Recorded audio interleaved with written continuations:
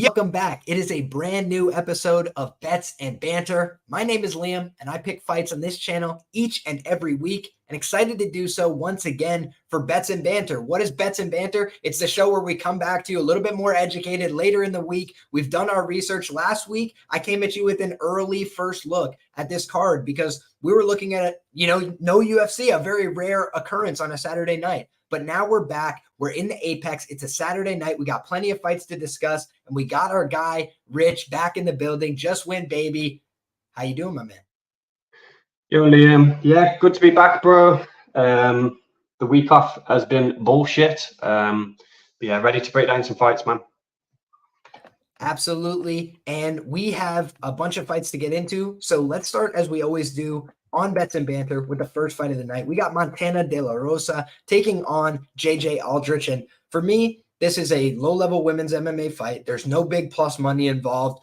So it doesn't thrill me. But on the Montana De La Rosa side, I feel like she's probably a deserved favorite here, albeit ever so slightly. I don't think either of these women are a prize at the UFC level, but Montana was preparing for this date, right? She was supposed to take on Stephanie Egger, a talented grappler. A lot of her opponents have been very talented wrestlers and grapplers, and that's what she brings to the table herself. So it's been uphill battles for her. She's a very physical woman, but they're putting her in there with Tatiana Suarez and Macy Barber, more physical women. So I feel like in this fight, JJ Aldrich for me has always just been a girl that I don't really trust. I always think of her as a girl that can make big mistakes, that can make costly errors in her fights. And we've seen her get finished in fights where she was winning before on a number of occasions. So I look at this fight and I just say Montana De La Rosa seems tougher to me. She seems like a dog. I think if it plays out purely on the feet, she's going to get outboxed here. JJ Aldrich's a little bit cleaner, a little bit smoother technique, but overall, for me, I just think Montana De La Rosa's grinding style is the kind of thing that can make somebody like JJ wilt. So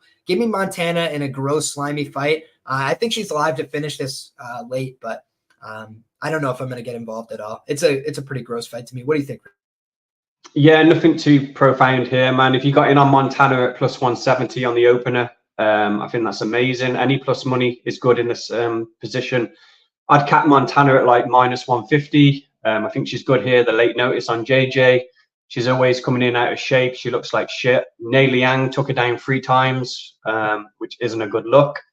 And yeah, Montana should roll here. The short notice is a major factor.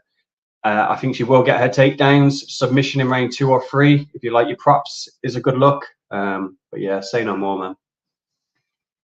Yeah, we're kind of seeing this one the same way. I just think that Montana's put up an honest fight against a really hard strength of schedule, and her results don't look very good, yet she's being favored in this fight. For me, that kind of is a pretty strong indication that she's just a more prepared fighter for this date. As we move to the next fight here, just want to shout out our guy Lenny, showing some love here with the dono. Absolutely appreciate you, Lenny. And without further ado, we're going to keep it rolling the rest of the way here. We got Johnny Munoz Jr.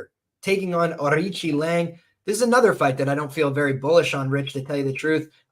It does fit one of my criteria, right? I do look for long-term angles that I don't follow religiously. I don't blindly bet into them, but I do just track them to kind of see how they're doing over the course of the year. And one of the things that I've been watching is these guys that are around the same age, which these two guys are, that have way more experience. And typically I'm looking for the younger fighter with more experience, but at this case, we're at age parity. These guys are about the same age, but Aori Qileng has had way more fights. So for me, that is one thing I tend to look at over time. But then you look at Aori Qileng's fights, they're all within a pretty thin margin. I don't think he could be a big favorite in the UFC based on what he's shown so far. He does have some power, but he's also a guy that's pretty unproven in this weight class at 135 pounds, where he got absolutely starched last time out.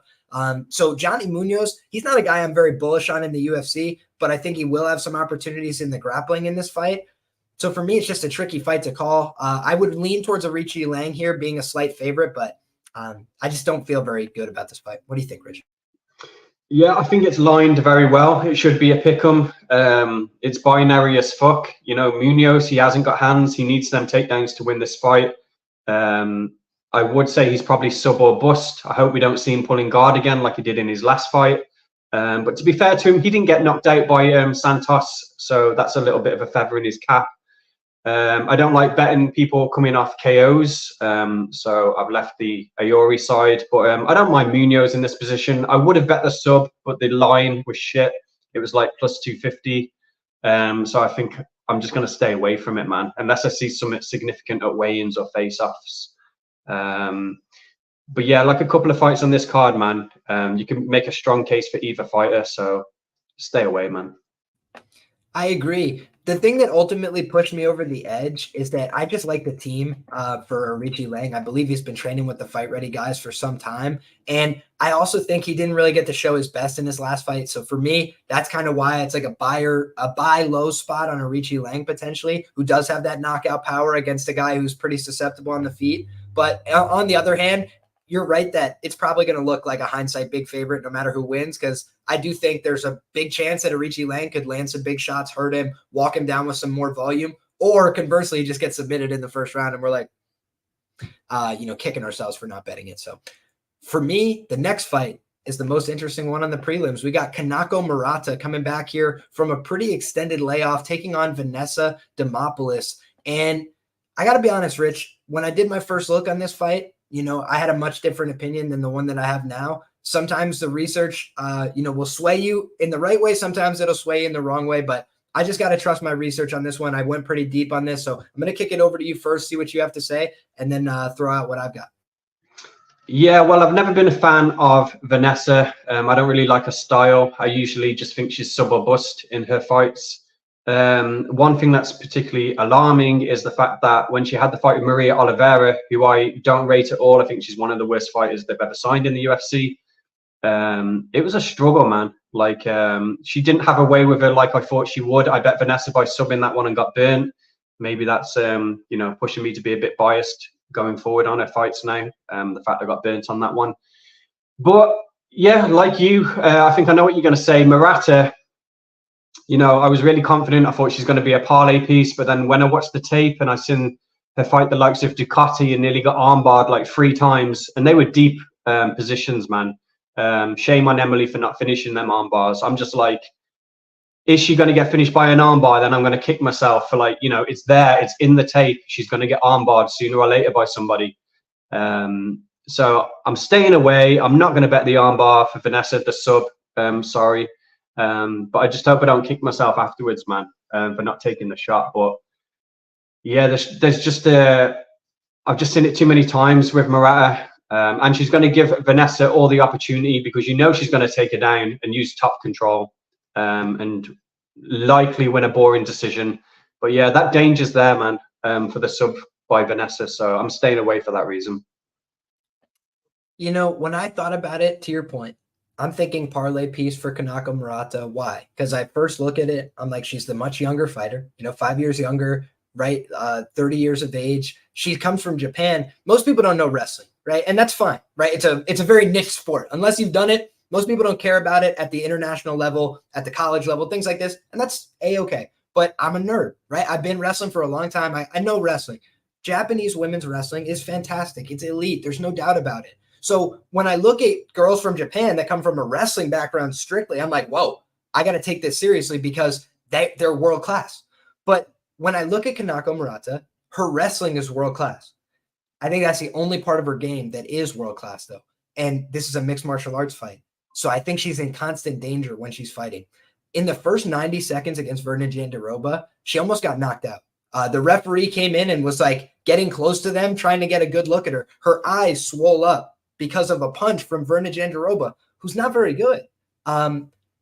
Japanese wrestling, Daniel, is world class at the women's level. Go look it up. Go look who wins the women's world championship in wrestling in the Olympics. It's not close. Japan is the best in the world. They're better than the USA, who's also quite good and coming on. So, know what you're talking about, brother. I know what I'm talking about. So in this case, right, what I'm looking about here is the fact that Vanessa Demopoulos is tough as an old leather boot. I bet her twice as an underdog in the UFC. I bet her against Jinh Frey, a way more experienced fighter than her. I bet her against Karolina Kowalkiewicz.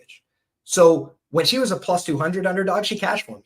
When she was a plus 115 underdog, she didn't come through. But I had a much bigger bet on the plus 230 than I did on the plus 115. I took a small speculative shot because Karolina is old, right? Which we'll discuss again later. But when we're talking about a fight like this, Kanako Murata, what's her ideal fight? It's to get on top. It's to get takedowns and top control. You look at how she secures them. She typically does it with an underhook, right? She likes to dig an underhook, grab a hold of people, take them to the ground. When you do that against somebody that is an overhook armbar specialist, I think you're going to be in constant danger. I've seen her have to defend in her last 3 fights, which, by the way, have taken place over the course of like 4 years because she doesn't fight. She hasn't fought in 2 years. She's fought twice since she's been in the UFC, which she signed in 2020, November of 2020. She's had 2 fights. Vanessa Demopoulos has had 8 fights in that amount of time. So one girl is a fighter and the other girl is not right now. So if she's trying to come back, maybe she can. But this is a speculative investment at minus 270, at minus 300. So Murata, her fight before that, had, competitive grappling exchanges with freaking, what's her name?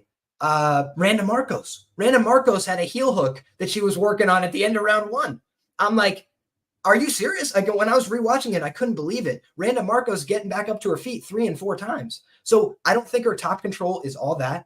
Her submission game is actually interesting, right? She does a lot of what I like to do. So she's after my own heart in that way. She has a wrestling-based submission threat, which means she likes to take people down, try and pass the half guard, and look for a tight guillotine or a front headlock of some sort and squeeze their head off.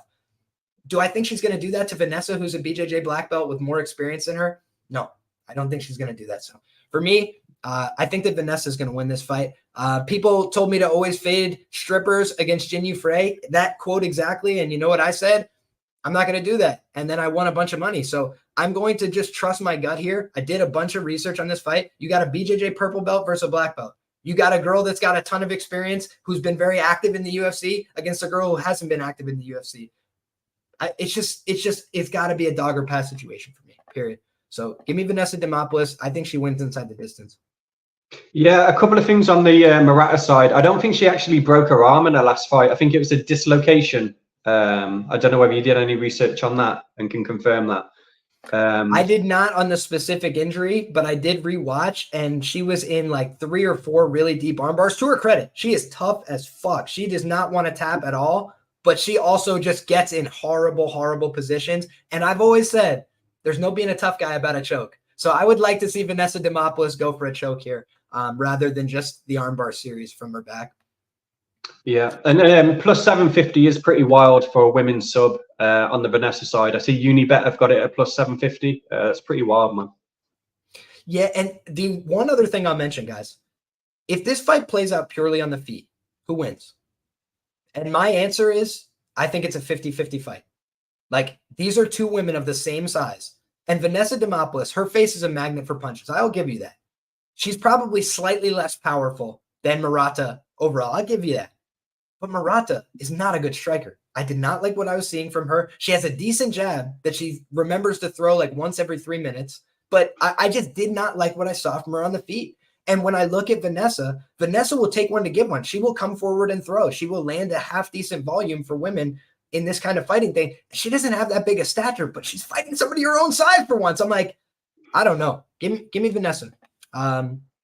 Next up, my brother, we've got Nate Maness, Mayhem, taking on Mateus Mendonca. This is one of the last fights that I taped before we got on the air here, my man. And you had told me, last week you told Twitter that the mush of the week, and I know you've got some thoughts on this, was potentially Mendonca here. And, when I rewatched his fight, I got to say I was pretty impressed. That Javid Basharat fight, I think it showed some flaws. I think it showed some signs of being a young fighter with some inexperience, but he's very aggressive. Even when he was tired, he continued to pursue attacks that were getting the respect of Javid. And him and his brother are very good on the mat. They train with elite world-class guys. So if you're getting respect from them, if you're getting, them to back out of situations and positions, I'm taking that serious. And I do think that he's got good guillotines. I think he's got the right idea. He just hasn't been able to execute because he's got other guys that know the defense, that know what to do, that put themselves in the right next position. But he's making them work.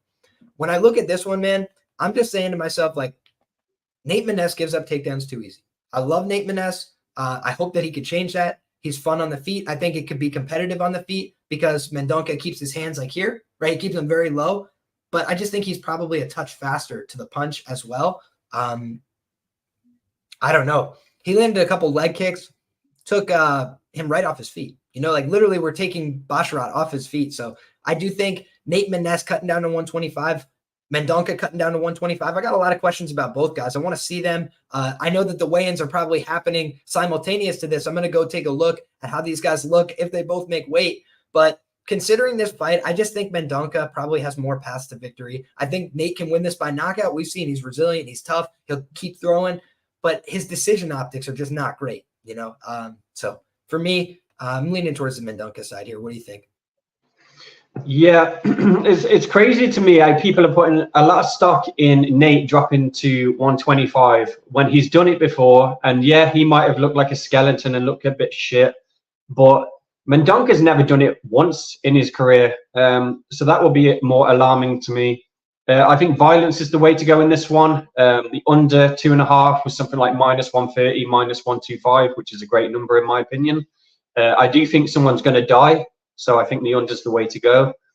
I did take Maness early just because I thought the line was wild against somebody in Mendonca whose regional tape's poor. You know, these are 0-2 guys, 2-1 guys. The guy he beat on Dana White Contenders here was a bum, so it really doesn't tell us much. He did get hit cleanly in that fight a couple times too, Rich, to your point, by Aji. He was getting hit cleanly and then landed one big punch and Aji was done. Exactly, man. And the Basharat fight, it's hard to gauge for me because you can say, well, he did 3 rounds in his debut against him, which is great. But Basharat, he isn't a finisher, man. You can see that from his record. I've been many times on him trying to bet the submission, the late sub for Basharat, and he just plays with his food, man. I think Mendonca was there to be finished, but he just didn't push the pace on him. I think Mendonca was gassed come round 2 and was there for the taking.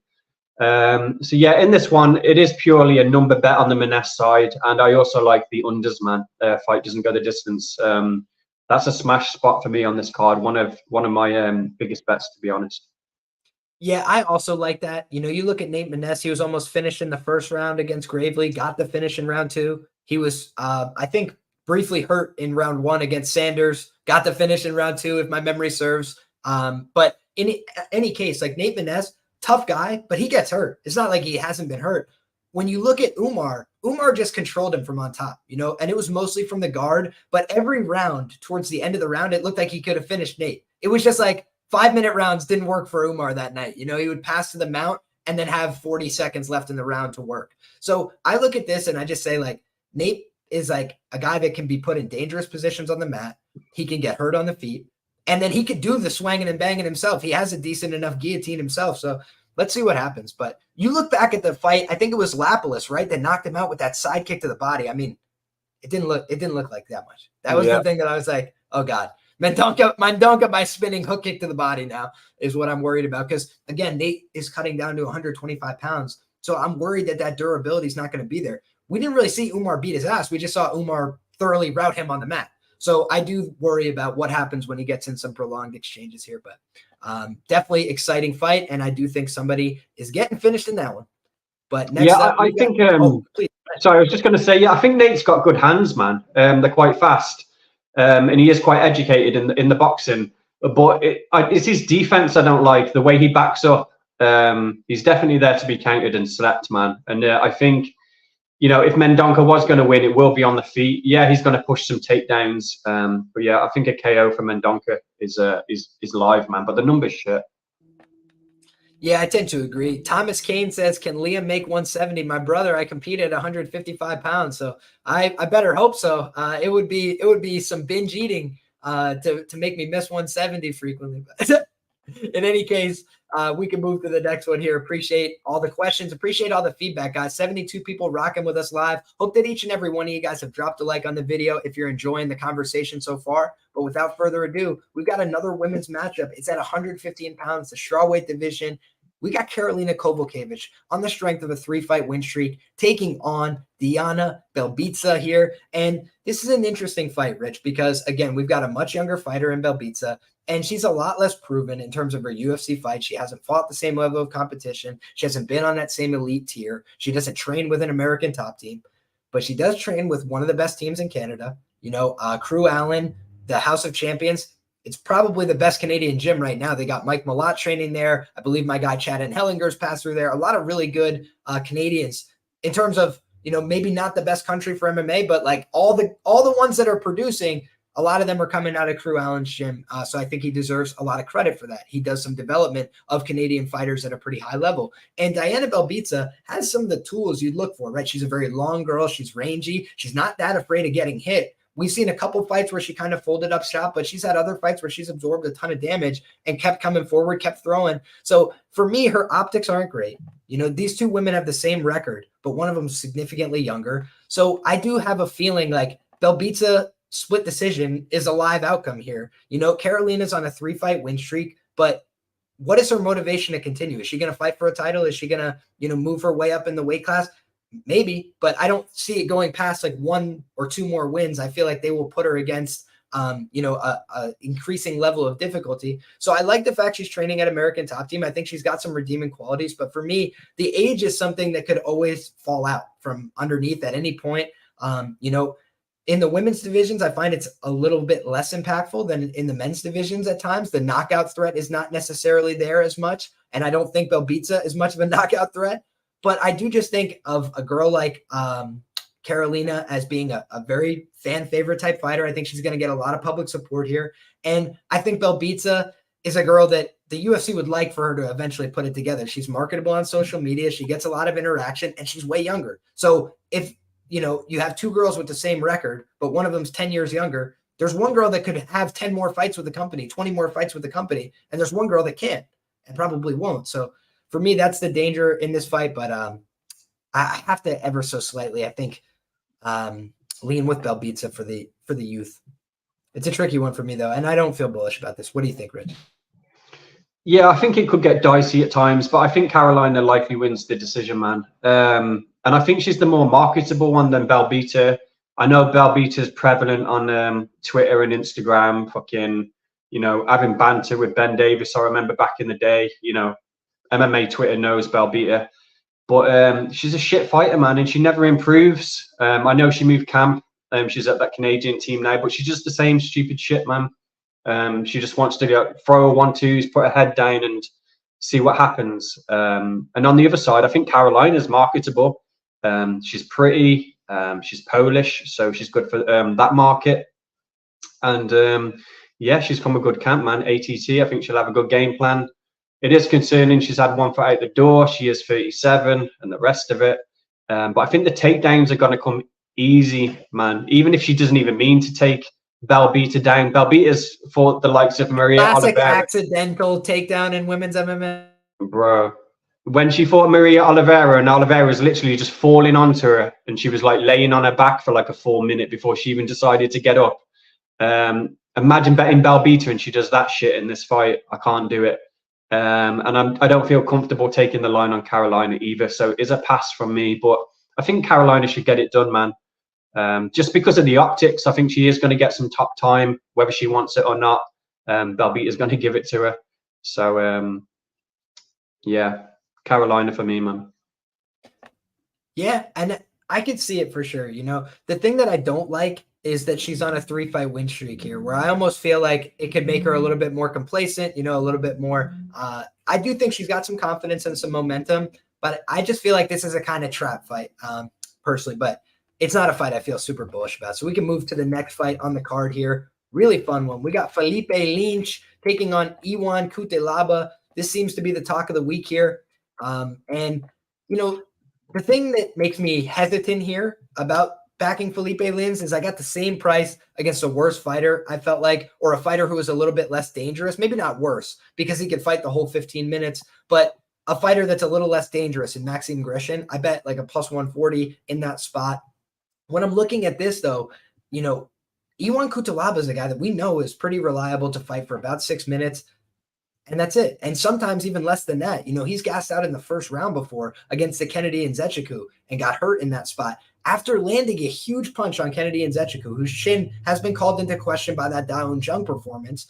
He then goes for a takedown, Rich, and takes him down and then gasses out. It's like some people you can't help in this life. So the thing that I don't know what I want to do with this fight is you got an older guy in Philipe Lynch. He could get caught, you know, cold early. He does keep his hands a little bit lower. And this is a light heavyweight fight. So inherently has a lot of volatility to it. But I feel like Philipe Lin's better grappler. I feel like Iwan Cutelaba, not good grappling decisions. We've seen that in a number of fights where he's getting submitted by Johnny Walker. SBG Ireland, stand up, baby. SBG Ireland in the building. Johnny Walker's taking your back in the first round easily. Like, just things that, for me, did not like to see. So I like the Philipe Lin side here just as an outright pick. Never been an Iwan Cutelaba guy personally. I think Cutelaba could win this fight. I mean, he's got steroid takedowns and big punches in the early going. You know, he's a little bit of a wild man, but I'm not sold on Cutelaba. Give me Philipe Lynch, and I think he can mix it up with a submission here. I think I bet on Linz by submission and have been disappointed in the past when he just grinded out an ugly decision. He might do the same thing here, but I just like Linz to have more gas in the tank, despite being the older guy. Yeah, just to address what the chat is saying about Karolina being the older person. Age doesn't really mean dick in MMA anymore. We've seen that with Robbie Lawler winning at 42, Tim Means most recently. You know, just because somebody's younger doesn't mean that they're necessarily going to win the fight. You could argue against it and say experience comes with age against these youngsters. So I don't put too much stock in the age of fighters when I'm capping, man. And yeah, that goes to show in this fight we're talking about now, Linz versus Cutelaba, man. He's got like a 10-year age difference on him. But to be honest, Cutelaba's like 29, but realistically, he's like 40, man, in fight years. The damage he's taken, the fights he's had, the weight class he's fighting at also. And yeah, I'm not impressed, man. His record's bullshit. He gets a win over Devin Clark, who's trash. Couldn't finish him. He's who was the other person he fought? There was two. Most recently, he got a win. Oh, Tanner Boza. He TKO'd him or didn't TKO him. First cut to 205. Yeah, that was some bullshit. You could argue it was an early stoppage by the ref. And then you look outside of that, and all his losses, man. He's got a fucking few in the UFC. I know Linz is on the source. He's rejuvenated. He's from Dominance MMA, so he's got that Ali link up. So there's a lot of pros on the Linz side for me. I think he's got the grappling edge, which Cutelaba's shown he's got a big deficiency in, getting subbed quite a few times in the UFC. So Linz at plus 130, I think, is a bit wild. There are a few dog spots on this card, and I think Linz is one of them. The submissions going down as well. Last time I looked, it was 600, coming down from 800. I'm not sure what it is now. I'll have a look in a minute. But yeah, I like Linz. I like Linz submission. I hope Cutelaba does take him down and it gets reversed. I think he's got 100% takedown defense, Philipe Linz as well. So that bodes well for him. And yeah, he's the side for me, especially at dog odds, man. So I'm pretty sure that Philipe Linz opened the favorite at Bet Online. So y'all take that for whatever it's worth. All my homies in the chat, sharpest chat in the game, but y'all make sure you do your homework because pretty sharp odds makers thought that Linz should be favored here. Public came in and said otherwise. So we'll see what happens. Still a volatile fight, still light heavyweight, but yeah, I think that, you know, odds makers are respecting Philipe Linz going out there and getting 2 15-minute wins in the UFC, whereas Iwan Cutelaba tends to meme early finishes or lose to guys. So we'll see what happens. That sub number's gone from 800 to 600 to 500 now on a Bet Online. So yeah, money's coming in on it, man. Yep. Next up, brother, we got Bill Algeo taking on Alexander Hernandez. And for me, this is a prove it spot for Alexander Hernandez. You know, until he proves it, I can't side with him. At 145 pounds, I did not think he looked very good last time out. I thought that he struggled in that spot. And he said going in, you know, my D wasn't working. Like, I'm having physical problems. There's so little food that I could eat. So now, you know, he gets a win at 155 over a 39-year-old Jim Miller, who's a great fighter, but basically Hernandez could just keep the fight upright. Jim Miller has less cardio than Alexander Hernandez, so more power to him. But in any case, he doesn't finish Jim. Now he's cutting back down to 145 pounds. I don't know about Alexander Hernandez, man. I haven't liked what I've seen from him in extended fights. Bill Algeo's never been knocked out. He hasn't been submitted since the regional scene. So for me, I just look at this and I say, Bill Algeo, maybe he gets knocked out here for the first time. Anything's possible. It's MMA. But if that doesn't happen, I think Hernandez is in for a tough fight because Hernandez likes to throw a lot early. He likes to spend himself looking for finishes. If he doesn't do that here, Bill Algeo is going to try and pick away at him. He's going to try and get in the clinch, grab a hold of him, lean on him, and just make it a sloppy, ugly fight. And I feel like Bill has been in a million of those, and he thrives in those. And I think the opposite is true of Alex. So I just like Bill to get this done either in the later stretches or via decision. I kind of think back to who was it? Billy Q's last fight that went to decision. But he ended up landing the important shots in round 2 and 3 to get the win. I could see that being the case here as well, because Hernandez sometimes toughs it out, right? The Thiago Moises fight, he got pretty cleanly, soundly outboxed for that fight, but he didn't end up quitting in that fight. He just fought out the 15 minutes and then rode off into the sunset. I think he might do the same here. So give me Bill Algeo. I think he's going to get the win, and I think it's going to be a close fight, though. So don't know if I'm going to get to the window on this one, but I like Bill to get it done. Also, it's like 3-1 on Bill by sub. Pretty low number in my view. I was thinking about betting it because I was like, I don't think he's going to TKO him, but I think he'll wear him down, and then Alex will eventually just give up a bad position. But not at 3-1 for me. Yeah, the line movement's wild on this one. I don't think there's some injury on the Bill side. I think it's just people, I don't know, watching some tape, liking Alex or whatever it is. But I don't think there's some injury driving the line. I think the way I'd attack this one is Hernandez by decision, which is plus 300, or Algeo by submission, which you can get 350, 390 on one of the books, Unibet. I don't really see it going either way outside of that. So yeah, that's how I target. I'm staying away myself. I don't know how people can be super confident, especially when you see Alex at 145 last time. Then he beats Jim Miller. So what? Doesn't really mean much. Jim's notoriously round 1 or bust. So yeah, I don't see how people can be super confident on either side, man. So yeah, I'd just advise maybe take a shot at one of the props. That just seems to be both guys' path to victory. The decision for Alex or the sub for Algeo, man. But yeah, personally, I'm staying away, man. Fair play. And yeah, this is a fight that kind of screams a little bit of volatility. The line movement, a little bit alarming for me as well. I'm going to watch this space. I'm going to watch this space. I'm going to see what information I could get.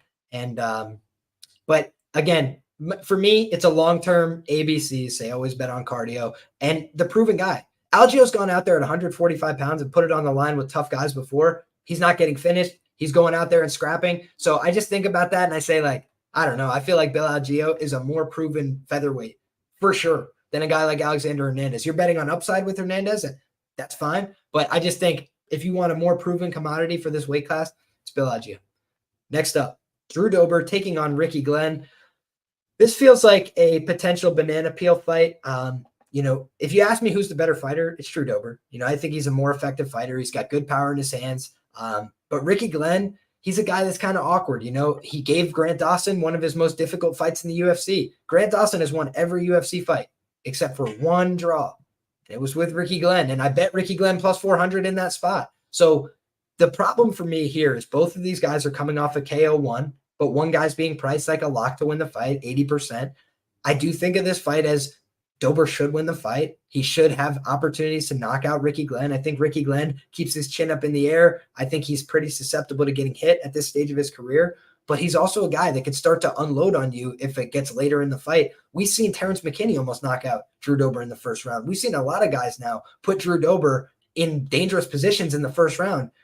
So at these huge favorite indications, I can't get to the well with Drew Dober here. What I'm more inclined to get to, Rich, is the under. I feel like both of these guys, maybe they come out gun shy because they've been knocked out in their last fight. I've never seen Drew Dober look gun shy in his life. He comes out trying to throw, for life and death. And when he was getting beat up by Bobby Green, he still was able to find that kill shot. So I feel like in this fight, he's going to be the one pressuring, coming forward, trying to enforce that on Ricky Glenn. And Ricky Glenn might knock him out by accident, but if not, I feel like he's probably going to get finished at some point in this fight. So I'm leaning towards the under here, Rich. What do you think? Yeah, I think Ricky Glenn knocking him out by accident is low percentage, man. I think Dober probably finishes him early. The injuries have been piling up for Glenn for a while. Per his Instagram, he's just out walking and hiking and bullshitting about, not really training. I didn't like his response to his loss in his last fight. He was like, shit happens. I think he's been there, done that, seen it in his career, and he's on the tail end of it now, showing up for a check, man. So I think Dober gets it done in 2 rounds, man. Probably round 1. You know, nothing too deep to say on this fight. I think Dober gets it done, man. Yeah, that makes sense to me. I won't be parlaying it up, but I think Dober gets the win here. He should. And it seems like they're trying to do him a favor. You know, they gave him that Matt Frivola spot. I thought Frivola was going to take him down and submit him, but instead Frivola was like, hold this for me, and just put a right hand through his chin. So let's see if Dober can respond here. I think he can. Yeah, Dober's great for the market, man. For the women market, getting them all wet. Good looking guy, man. He is a handsome fellow. And you know, the other thing, he's got a fun fighting style. I don't know if anybody dislikes Drew Dober. You know, he just seems like a really likable guy, comes forward, puts on scraps, and humble in victory or defeat. So Drew Dober for the win, man. Cool guy. Next up, we got Alex Morono taking on Joaquin Buckley. This is a really difficult fight for me, Rich. I'm looking at this on paper and I'm saying to myself, the things that I like about Buckley, I think he's more likely to mix in takedowns in this spot. I think he's got more power on the feet. And I think that he could probably close the distance on Alex Morono and land some good shots. The problems that I see for him in this fight is that Buckley's been chinned a couple times. You know, Morono's got a pretty basic approach to the game, but he's got a good coach. His coach is constantly screaming at him. He's very coachable. And so Saif Saud is like, move, left, circle, go, Alex, don't stand there. And he's like just very attentive to what his corner is saying. So you see, he's like a programmed fighter out there. And so a lot of the times he'll make some basic mistakes because he's not the most athletic guy, but he listens and he takes direction. So I think that Alex Morono is a good fighter. He's got a good process. He's overperformed expectations, no doubt about it, in the UFC. Way overperformed as an underdog. But this is also one of those rubber meets the road type of situations. You look at his quality of competition in the UFC. Not very good. A lot of the fighters he's fought recently, they've been cut. They've been let go. They haven't really shown up in these fights. Whereas Buckley's fought a lot of guys that are quality. Imavov, Holland, these are guys that are like ranked fighters, relevant at 185 pounds. So I do think of Buckley as a guy who can win big fights, who can make a difference. And he's been in those fights. I thought Imavov was going to run through him, honestly. And it was a much closer fight. Duraev, I bet Buckley there because of the weird interactions before the fight and the former training partner dynamic. He absolutely whooped Duraev's ass. You know, everybody's like, Jun Young Park is the second coming of Jesus Christ. And I made a mistake there. I thought Albert Duraev was going to win that fight. But in any case, you just look on paper and it's like, maybe we were just undervaluing some of what Buckley was able to do. Came through as a big underdog himself in that spot. So now you're getting a short favorite price on the Buckley side. I feel like he probably gets the job done here, but I'm not bullish on this because in the past, I have faded Buckley. I didn't think he was all that good. His chin has given him problems before, and he's cutting to 170. So it could always rear its ugly head here, but I do think he's probably more equipped to be at 170. At 185, he was way smaller than his opponents. I think now he feels strong. He feels bullish on coming forward and taking guys down. He was able to take Razak down many times, and he has no technique at all. He's just strong and keeps a low head on a low double and pulls people's knees out from under them. That's the right idea against Morono, who's got a good guillotine, because you don't want to get on a high single leg and then be caught in a high elbow or something. So for me, I think Morono's live to win this fight by guillotine. I think that Buckley does like to shoot a lot of takedowns and could put himself in a vulnerable spot,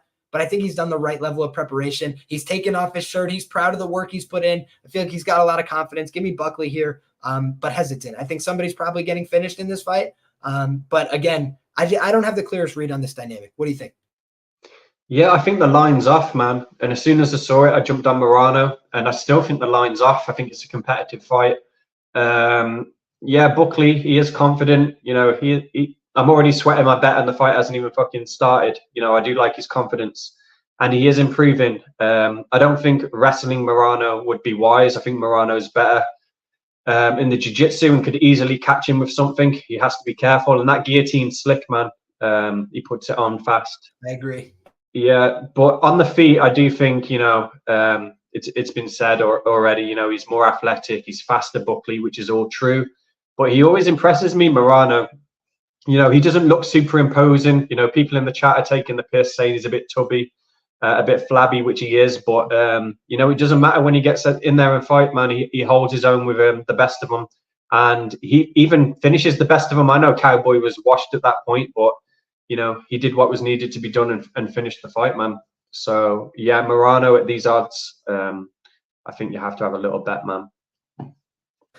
The thing for me about Morono that I didn't love, because I did tape this fight today, there was a couple times where he had Santiago Ponzinibbio badly hurt in the first round and in the third round, and he just didn't capitalize. Like, his finishing instincts on the ground are pretty good, but on the feet, they're just not there for me. And you look back, and like, the resume is so good in terms of the wins. You're like, whoa. But then you just start picking them apart, and you're like, oh, David Zawada. Oh, this guy. And you're like, yeah, none of those guys really panned out. So he's been around a long time winning fights, but I'm also like, is this like really as good as I think it is, or is it kind of smoke and mirrors on the resume? Because a lot of times when he's stepped up against more athletic guys, I think of like a Chaos Williams even, things that go sideways quick, right? And that was Chaos's debut. So maybe people just didn't know about him at that point, but it just seemed like Morono, he's the kind of guy that, well, here's what I like as well, Rich. This is probably one of the only fights he's had in like 5 years where he has a full camp, right? Because like most of the time they're like, hey, Morono, we got a fight for you in 2 days. You ready? He's like, yeah, sure. And that's part of the reason he shows up looking fat. This time he showed up really difficult to get on the scale at 170. I think for whatever reason, even though he had the full preparation, I don't know if you've seen the pictures, Rich, he was like doing one of these like squat deals before he got on the scale. I was like, oh God. Because again, he's going against a power puncher here, but Morono, more paths to potentially victory inside the distance. I would be stunned if Buckley submitted Alex Morono, but basically every other path I feel like is open here. I think both these guys are chinny a little bit, so I'm expecting somebody to get violently finished here, Rich. Yeah, I'm just checking out what Buckley KO is, man. Yeah, fucking, I can't play that. Plus 100. That's some bullshit, man. Yeah, that's gross. That's gross. So I think it's probably priced where you either got to get on some Morono side, or you've got to take the Buckley money line. I wouldn't play any Buckley props at that pricing personally. Maybe the decision, if you think that Buckley's going to ride out a decision. He did do that against Razak, fought very conservative in that one. And Razak, if y'all have been listening, has been lighting his ass up. He's like, he promised me we were going to stand and bang. He's like, fuck that guy. He's a P word. He was going off on him. So Abdul Razak Al Hassan, guys, y'all watch out for him because he's up next. And he's taking on Joe Pyfer. Be like Joe Pyfer. Guys, I watched back the tape and I heard a lot of people saying like, man, Pyfer looked, he's done nothing. He's proved nothing. I mean, fair enough. But also I watched back the tape and I don't know what more you can ask for in some ways. Like a little bit more volume. Yes, that would be cool. But he seems like a guy who really measures his shots, who like wants to find good shots to land. And he throws at opportune times. I thought his shot selection was very good in the fights that he's had so far in the UFC. The Gerald Meerschaert fight, he went out there. He picked his spots, and Gerald, as soon as he felt the power, was like, yo, I'm out of here. Then they grappled, and he decisively beat him. It was not close at all. I rewatched that, guys. He took him down. He went for several submission attempts. He was the much more aggressive offensive competitor. And, yeah, Gerald didn't have that much to offer in a pure grappling context either. So I think that Joe Pyfer, he's a lifelong martial artist. He's a guy that's got a lot of experience under his belt.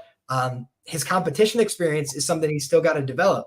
And I think that's why they're giving him a 38-year-old opponent here who's not bad, who's not a bad fighter at all, but he's got physical tools that he could leverage in this fight. He's a little bit longer. Both of these guys have power, but who would you expect to be more durable? The guy who is younger, the guy who's about 29 years of age. Joe Pyfer, you look at some of his old footage, he looked all right. Now he looks like an athlete. He looks like a guy who's put on significant amounts of muscle. He looks like a guy who's on a training regimen and a program. And I think that he's put together a much more solid physique for this level. Even from when you look at that arm break, on the Contender Series, he got another opportunity. Dana White bought the guy an effing house. I'm like, okay, Dana likes this guy a lot, right? Does he do that for everybody, right? No. So I think about this and I say, why are they giving him Razak? Razak in his last fight was breathing a little bit heavy, in my humble opinion, landed the shots, did his thing.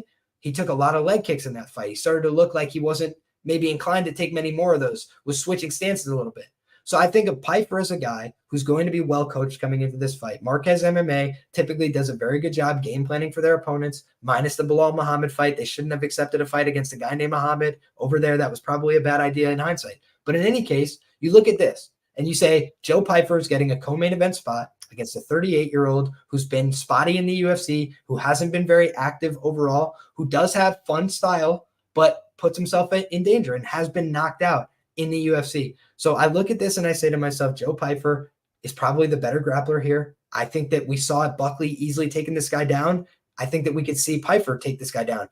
People are saying Pyfer never goes for takedowns. Did y'all watch his fight on Contender Series where he took down Ozzy Diaz and went for like 3 submission attempts in a short order and then beat him up again on the feet? So I look at this and I say to myself, Joe Pyfer just seems like a comprehensively better fighter to me. He's much younger. I think he's going to win this fight. I think he's going to do it inside the distance. And I think he's going to submit him, as a matter of fact. What do you think, Rich? Yeah, we agree. Joe Pyfer will submit him. I'm just looking at it now, man, and I'm gutted because I haven't jumped on it yet. I wanted to see where the line's gone, but it's going out of my favor. Opened at 500, and it is now plus 375 for the submission. And it's only going to get worse, man. It'll probably be plus 300 come fight night if you're lucky. So, yeah, get on Joe by submission. Not going to add too much. You've pretty much said it all, but, you know, he understands the assignment, man. He's going to wrestle. He's going to take him down. Alassand's going to gas come round 2 or 3. And he's going to sink something in and submit him, man. And get a bonus from Dana. There you go. Go and fucking buy a new couch for your house like we bought you or some shit. I agree. And yeah, Sophie brought up the point that I was going to bring up there. He got KO'd by Chaos Williams. Guys, it was in the first minute. And it was a brutal, brutal knockout. If y'all have ever heard me use the expression, he put him in the box, that's where it comes from, okay? That was Razak getting put in the box, my man. And again, wish him well. Fun fighter, cool style. I like his press conferences, but I just think that this spot, Joe Pyfer is being set up for victory, and I think he's going to deliver. And that leads us to the main event, of course, Rich, and we've got Grant Dawson, KGD. King Grant Dawson is what that stands for. I heard this week in the UFC preview, taking on Bobby King Green. There can be only one king. Who is going to wear the crown on Saturday night, Rich? We'll kick it to you first, my man. Yeah, nothing too profound to say, man. I'm staying away. Dawson should get his grappling going, should get his takedowns. I just hate the guy, man. So it's hard to bet on him. Probably gets a submission, but the number's shit. So I'd be more inclined to bet the KO on the Dawson side and hope, you know, it's just a matter of like an accumulation of takedowns and he gets it in round 3, 4, 5. When Bobby's just like, you know, this is bullshit. I'm already getting paid. Fuck it, and just you know, tries to find a way out of there. But yeah, the number's shit on the sub, so you can't play it, man. But yeah, I've really got nothing, bro, to be honest, on this one. It's just a shit main event. It shouldn't be happening. But you know, there's that argument. Would you prefer to have more cards and shit fights on it, or better fights and less cards in the year? I'm one of the people who wants a card every weekend, so it is what it is. But yeah, this main event's a bit bullshit for me. I'm not really interested, man. You know, the spot I'm looking at here is Grant Dawson inside the distance. You know, I like Bobby Green. If you guys have listened to my content for a long time, you know I'm a fan of Bobby Green. I bet him a number of times. But for me, I was out on Bobby Green after the Drew Dober fight, you know, because I bet him in that spot. And guys, I think comprehensively, Bobby Green's a better fighter than Drew Dober. I believe that's in my core. You watch that fight, y'all tell me differently, right? I think that you watch and you see the minutes, the progressions, who's winning every combination, every series. It was Bobby Green. And then he got knocked out by a huge punch from Drew Dober. And that for me was where I was like, oh, if Bobby can't take the punches anymore, his style's not going to work because he does a lot of baiting people to hit him. He does a lot of shoulder roll and whatever. Jared Gordon, I thought, was cleanly winning some exchanges against Bobby Green in the boxing. And I bet him as an underdog there. And then the head clash happens. And unfortunately, our guy, Jared Gordon, was not blessed with the world's greatest chin. That's just not how he was dealt his cards. So he goes out off the head clash. Okay. But now we look at this and I'm like, this is a spot where Grant Dawson is 8-0-1 in the UFC. I bet on him in the one draw, or excuse me, I bet against him in the one draw, right? So I've looked for my opportunities to get against Grant Dawson because he was training with Kraus. He's training, with lower level guys. He's gassing out in his fights. I didn't trust his 3-round cardio. I bet Leo Santos against him as well, Rich. Why? Leo Santos, 41 years of age. Everybody would dismiss him, but he's a jiu-jitsu world champion. And the way I structured my bets on that fight was that I had Leo Santos inside the distance, Leo Santos round 1, Leo Santos round 2, and Grant Dawson round 3, plus 1,200. The only bet that cashed, Grant Dawson with the hammer fist at the bell sends his mouthpiece flying. It's one of the greatest knockouts that you'll see in the UFC, in my opinion. I was going bananas when that was happening. Grant Dawson fought brutally to the finish, like just never let the guy off the hook. And that was a really difficult fight for him against a guy who was really competent in the area where he wants to impose his will. You know who else is really competent there? Jared Gordon. Jared Gordon's a really difficult guy to submit. He's a Renzo Gracie brown belt, black belt in Brazilian Jiu-Jitsu, if I'm wrong, right? I haven't checked into Jared's credentials, but he was a brown belt for a long time, so he could have gotten his black belt. In any case, he's a very good grappler. Not easy to get one over on. We've seen other guys really struggle trying to leverage a grappling game plan against Jared Gordon. Not him. He was able to do it. Jared Gordon typically has a great cardio. He was able to get him in round 3. Grant Dawson wouldn't have been able to do that until he moved to American Top Team. When he moved to American Top Team, he's gotten a lot better. Take that for whatever it's worth. He's gotten a lot better in a number of ways. I think in part it's because he's got better training partners. I also mentioned several times this week, and I think it's true, that of the bromance between him and Thiago Moises, of that friendship, the buddy cop dynamic that they have, I think Grant Dawson is benefiting so much more. Thiago Moises, he's got that problem, in my opinion, where he just can't take pressure very well. Grant Dawson applies pressure better than most people do. He gets a hold of you, and he makes you tired, he makes you uncomfortable, and he makes you want to quit. And I think that Bobby Green has good grappling. He's got decent fundamental skills. And I thought that for that reason, he was at least going to extend Islam Makhachev into the second round, the third round. I was like, Bobby is going to be out physical here. He's going to be out techniqued, but he's going to keep it competitive. And he didn't. And you know what happened that just threw me off was that after that fight, after the TKO, Islam picks him up with his hand, and Bobby and him just walk around the octagon arm to arm. It was like Bobby couldn't care less that he lost. I want my guy to be more pissed than me when they lose the fight, because if they're not, I bet on the wrong person. And Daniel, you better watch your mouth, brother, because you are a troll, brother. And Sean Brady will put you in a guillotine, grit and guillotines, my brother. Come find out what Irish Jiu-Jitsu is all about. But in any case, I think that what we need to pay attention to here is the fact that Grant Dawson, on a huge win streak, very productive as a UFC favorite. Who has not been productive in their role as a UFC underdog? Bobby King Reed. He has not been turning you a great profit. He's not been performing very admirably in that role. He's actually done better as a favorite in the UFC. So I look at this spot as a Grant Dawson win. I do think he's going to finish Bobby Green in this fight. I don't like what I've seen from Bobby on the ground in recent fights. I do think there was a time when this would have been much more competitive. Bobby Green, good scrambler, dynamic movements. I don't know that he has the same fire, the same hunger that we used to see from him. And so for that reason, give me Grant Dawson. Give me Grant Dawson inside the distance. I wouldn't be surprised if it's in the first couple rounds either, because that's kind of what we've seen from Bobby. When he gets finished, it tends to be earlier on in the fight. So for me, Grant Dawson here is the side. What do you think, Rich? Yeah, you make some good points there, man, that are making me think and pushing me on a bet on Dawson. Bobby's been paid in his last few fights. He certainly got paid for the Islam fight on, was it short notice, the Islam fight? I can't remember. That's a good question. I think it was put together on short notice, or maybe boosted to the main event on short notice. Let me check what that was. Yeah, nevertheless, he's been paid, man. And Bobby's all like ego and flashy about the money, paying his baby mamas, buying another fucking chain to put around his neck. So I think a guy like Bobby, when he gets paid, man, that's just like, it's hard to go running when you're sleeping in silk sheets, they say. And I think that definitely applies to him. So I can see that, man. Maybe he gets taken down in round 1 or 2 and he's just like, fuck it, I'm getting paid anyway.